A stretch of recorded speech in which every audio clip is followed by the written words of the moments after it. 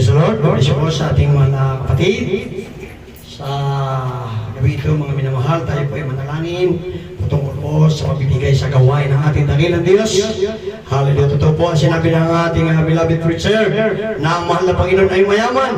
Pero ginawa lang niya po ay itong pagbibigay ay susi ng pagpapala para po sa atin ito, mga minamahal. Amen? Sapagkat kung hindi tayo magtatapat, maraming magtatapat.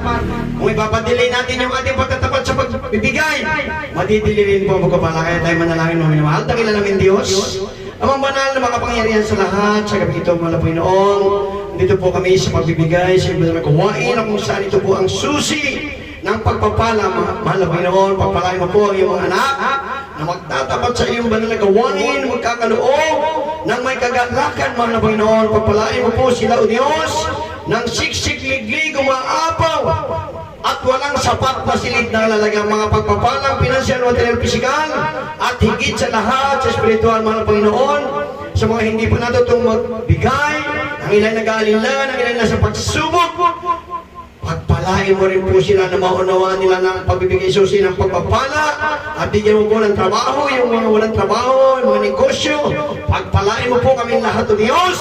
Ito po ang kami samad dalay sa manandalay ng beloved Honorable Pastor Estado Mena, sa makapangyarihang pangalan ni Jesus. Amen and amen. Praise the Lord. Imposible sa ating Diyos, kayang-kaya niya gawin lahat. Kahirap sa tingin mo'y kahirap ng buhay, walang imposible sa ating Diyos. Kayang-kaya ni Jesus na ikaw ay pagpalain, higit pa sa'yo,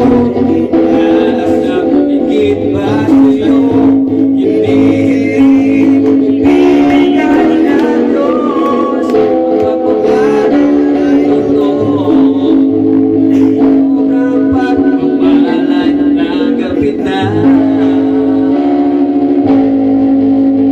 Amen. Praise the Lord. Hallelujah. Hallelujah, praise God. Tuloy-tuloy po tayo, minamahal. Aking pong bibigay na pagkakataon sa ating beloved preacher, Jonel Cubao.